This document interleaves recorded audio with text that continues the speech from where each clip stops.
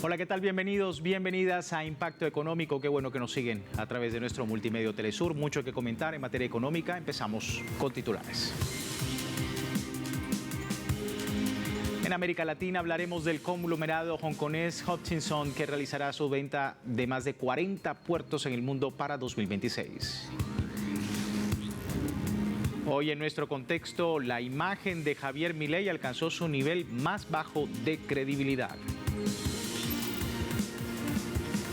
Y en Economía 360, expertos alertan que Reino Unido está al borde de un colapso económico.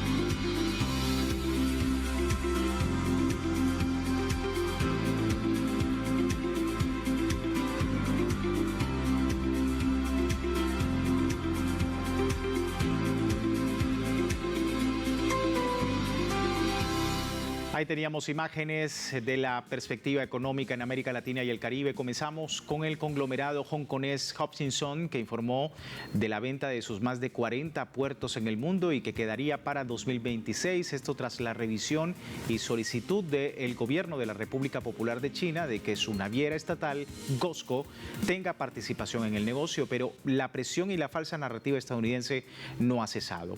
Nuestra compañera Rekha Chandiramani nos cuenta más detalles en el siguiente informe. El plazo para que el conglomerado CK Hutchison vendiera más de 40 terminales portuarias en el mundo, incluyendo las 2 que opera en Panamá, al gigante financiero estadounidense BlackRock, venció en julio pasado sin que se concretara la operación. Pero el pulseo geopolítico entre Washington y Beijing por su influencia sobre esta vital ruta comercial no se apaga. El más reciente escenario fue el Consejo de Seguridad de la ONU. Pero nos sigue preocupando la influencia china en la región del canal, sobre todo frente a la infraestructura crítica en los puertos. Los Estados Unidos lanzan mentiras y ataques sin fundamento contra China. Es solo pretexto para buscar controlar el canal. Nos oponemos firmemente a la coacción económica y el matoneo. Frente a estas acusaciones entre potencias, en Panamá llaman a reenfocar el debate. El sistema financiero no es ideológico.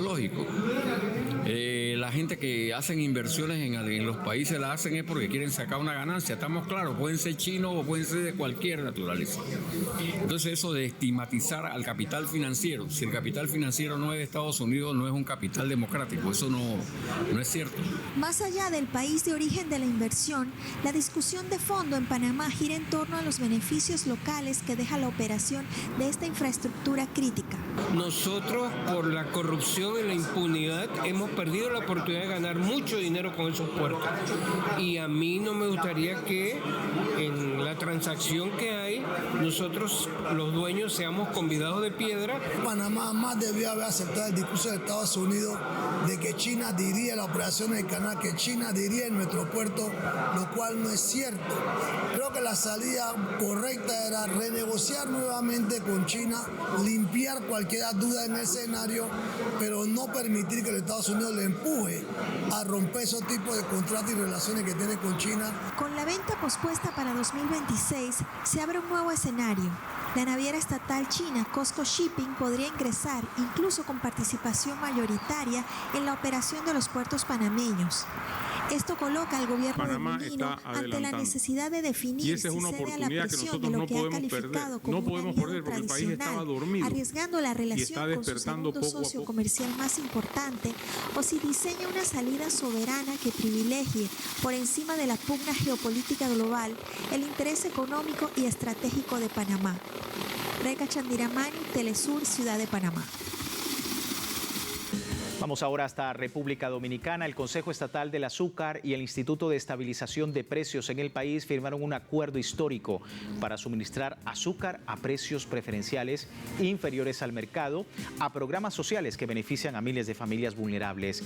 Rafael Burgos Gómez, director del CEA en República Dominicana, destacó que el convenio fortalece las iniciativas de apoyo alimentario del gobierno, mientras David Herrera Díaz, titular de INESPRE, resaltó el impacto directo en la accesibilidad de este producto básico. La medida implementada mediante bodegas móviles que recorren comunidades, pues refleja un modelo de intervención estatal que está priorizando derechos sobre lucro en contraste con políticas neoliberales que mercantilizan los alimentos. El gobierno de Colombia busca implementar e incrementar las inversiones internas para el sector cafetero y romper así la dependencia de multinacionales. El presidente Gustavo Petro demandó urgentes inversiones para industrializar el sector cafetero y dejar de exportar solo grano verde, lo que permitiría a campesinos capturar mayor valor y romper la dependencia de marcas europeas. Estas declaraciones se dieron durante el lanzamiento oficial de la licitación Lado Aire Aeropuerto del Café.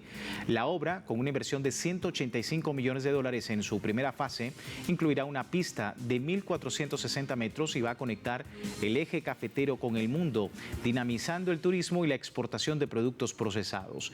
Petro ha dicho que la industrialización es clave para que la reactivación no sea coyuntural y que debe vender directamente al consumidor y no enriquecer intermediarios extranjeros.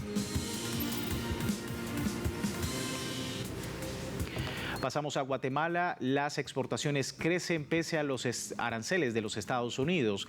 Exportaciones de Guatemala alcanzaron $8.191 millones en el primer semestre, un crecimiento de 10,2% interanual, pese al arancel del 10% ya impuesto por Estados Unidos en el mes de abril. El café lideró las ventas con $993,9 millones, un 12,1%, seguido de vestuario, $780,2 millones y el azúcar, $619 millones.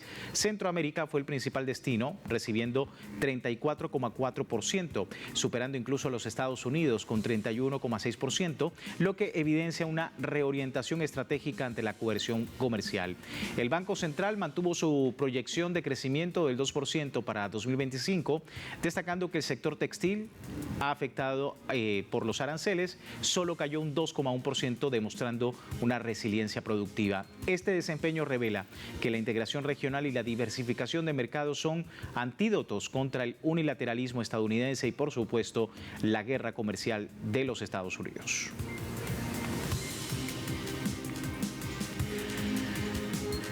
En otro tema, y aunque el Congreso argentino votó a favor de la ley de financiamiento universitario, la comunidad educativa se encuentra en alerta por un posible veto o judicialización por parte del presidente Javier Milei. Nuestra compañera Ayen Nessi nos cuenta detalles.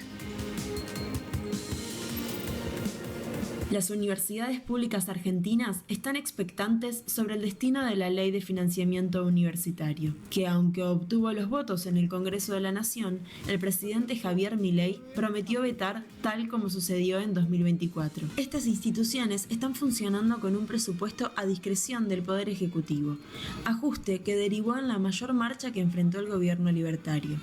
Esta ley propone actualizar las partidas presupuestarias al primer día de este año según la inflación acumulada durante 2023 y 2024. El año pasado los estudiantes protagonizamos una lucha histórica, fuimos la primera movilización más grande frente al gobierno de Milei, le arrancamos un presupuesto de sostenimiento de actividades.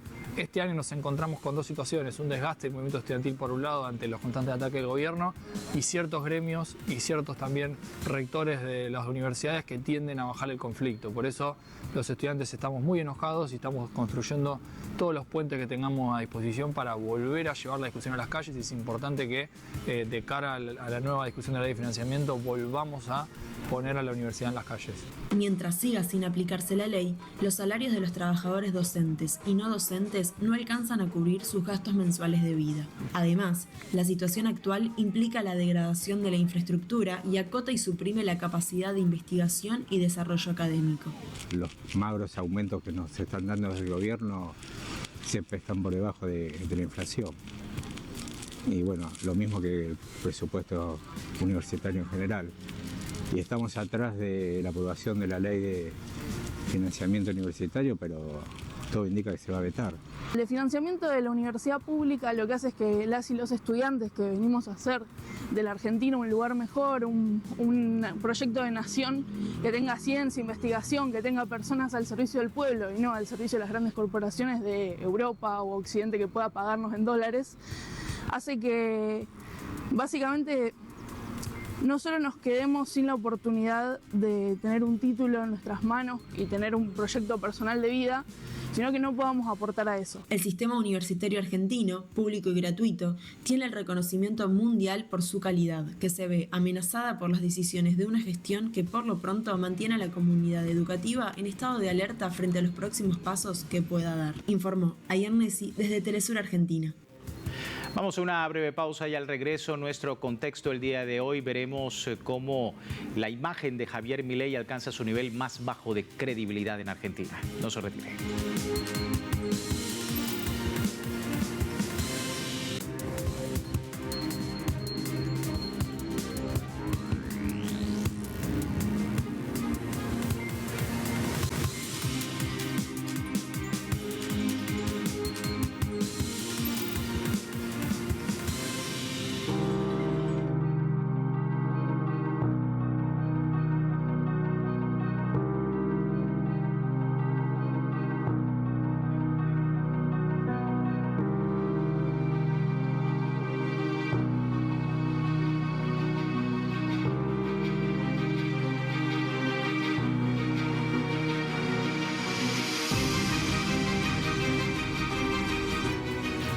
Gracias por seguirnos en Impacto Económico. Hoy en nuestro contexto hablamos de Argentina. El gobierno nacional alcanzó su nivel más bajo de credibilidad como resultado de las políticas impulsadas por el presidente Javier Milei y sus vínculos con casos de corrupción. Veamos.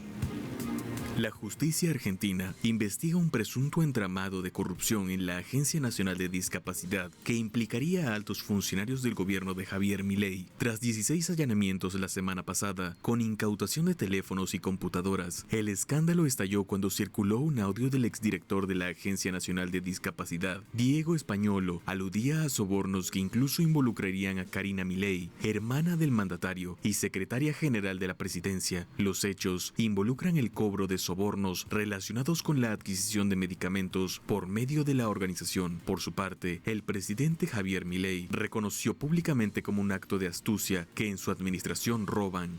Están tan disociados de la realidad y la voluntad popular que avanzan constantemente con propuestas cuyo único objetivo es aumentar el gasto público y devolvernos al sendero nefasto del déficit fiscal. Por eso, digamos, tan molesto porque le estamos afanando los choreos. Según encuestas de la Universidad Torcuato Di Tella, la confianza en el gobierno de Javier Milei cayó a 2.12 de 5 puntos en agosto, su nivel más bajo desde diciembre de 2023. El índice revela un derrumbe del 13.6% mensual y 16.5% interanual, con caídas brutales en percepción de honestidad del 9.9%, capacidad de gestión 14.6% y preocupación por el interés general 18.2%. La desconfianza se concentra en Buenos Aires con un 28.2%.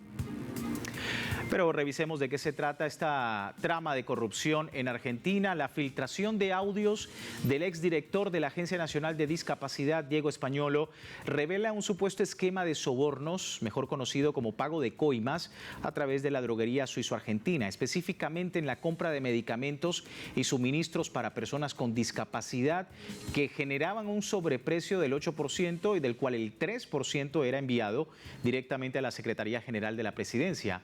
Hay que destacar que este escándalo ocurre en medio de un enfrentamiento del gobierno argentino con el sector de personas con discapacidad y prestadores de servicio por el desfinanciamiento precisamente de esa área.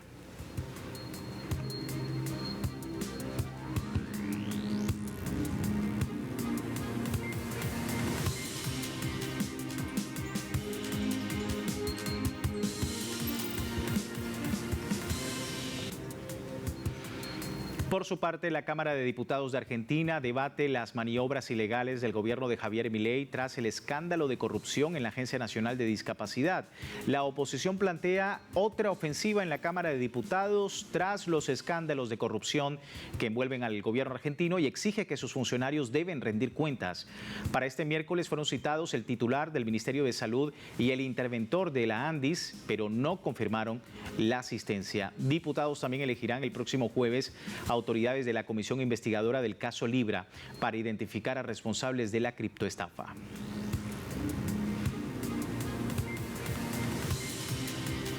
Entonces, la primera gran tarea de esta comisión nuestra es también dilucidar si no tenemos que ir a corregir algún marco normativo. El escándalo del fentanilo destapó, por ejemplo, otro tema que también probablemente va a tener que encontrarnos trabajando sobre este tema, que es el diseño de los organismos como el del ANMAT. Investigás, decís, citás funcionarios y los funcionarios no vienen. Los funcionarios tienen que poder ser citados acá a hablar y que tengan la obligación de venir. Un funcionario, un ministro, un secretario, un director, no puede ser una opción de quien es miembro de un organismo público investigado venir a declarar o no una comisión investigadora. Tiene que venir y dar cuenta, si no, ¿qué nos vamos a guiar? ¿Solo por los diarios? ¿O la gente que tenga la buena voluntad? Los investigadores de la Procuración General de la Nación Argentina recolectaron datos del celular del extitular de la agencia ANDIS, Diego Españolo, para ser entregada a la Fiscalía. La institución descargó la mayoría de la información, pese a que el exfuncionario no colaboró con los medios de su acceso al teléfono móvil. Las autoridades procederán a extraer los datos de los móviles de los hermanos Jonathan y Emanuel Kovaliker, accionistas de la droguería suizo-argentina, donde partirían los sobornos mencionados en los audios de Españolo. Y bueno, en todo este contexto, la inestabilidad financiera y monetaria está golpeando al gobierno de Milei. Analistas económicos coinciden en que el gobierno nacional enfrenta una gran presión tras la creciente deuda y las tasas de interés que impuso el ministro de Economía, Luis Caputo. Aseguran que la caída de las reservas se da tras los escándalos de corrupción que se involucran a funcionarios claves del gobierno debido a la crisis de moralidad institucional que enfrenta el Ejecutivo.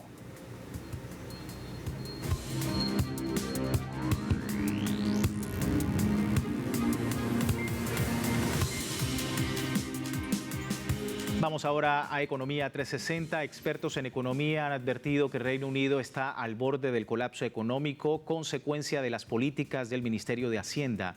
Economistas británicos responsabilizan al Ministerio de Hacienda por el endeudamiento, que ya supera el 96% del Producto Interno Bruto, por los intereses de la deuda, el déficit fiscal y de acuerdo con los informes más recientes. Un escenario en la que expertos comparan la situación económica con la crisis de hace 50 años en la que el gobierno se vio obligado a solicitar préstamos de emergencia al Fondo Monetario Internacional.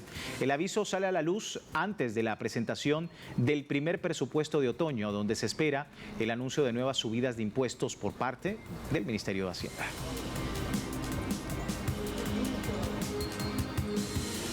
En la víspera de los 80 años de la creación de Vietnam, el gobierno de ese país destaca una reducción sostenible de la pobreza, lo cual representa una nueva perspectiva de desarrollo para el futuro de esa nación. El primer ministro de Vietnam, Pham Minh Chinh, señaló que más de 300.000 familias recibieron apoyo para mejorar sus condiciones de vivienda, con el objetivo de que la nación asiática no tenga hogares pobres para 2030. En días previos, el Comité Popular Provincial ordenó la ejecución de nuevos proyectos en empresas exportadoras de productos de mano de obra para ampliar la producción local y generar con esto más empleos. Estas acciones están siendo concretas y eficaces para tratar problemas socioeconómicos en Vietnam y también atraer inversión extranjera.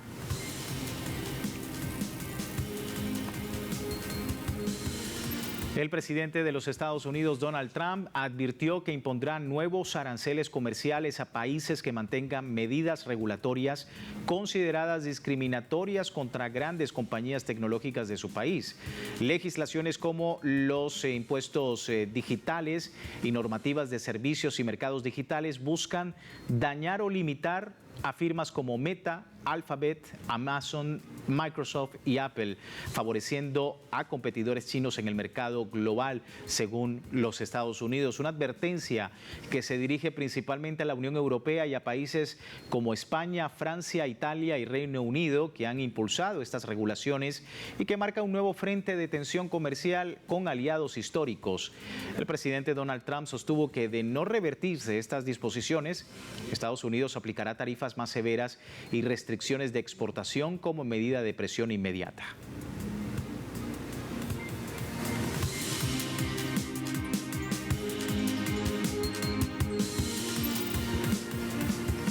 Vamos ahora con indicadores petroleros al cierre de la jornada. Comienzo con el barril de petróleo intermedio de Texas, marca $63 con una baja de $1.47. El barril del Brent de referencia en Europa también se ubica a la baja, $67.31. Es una caída de $1.49. Y la cesta OPEP marcó $70.45. Esta sí es un alza de 19 centavos de dólar al cierre de la jornada.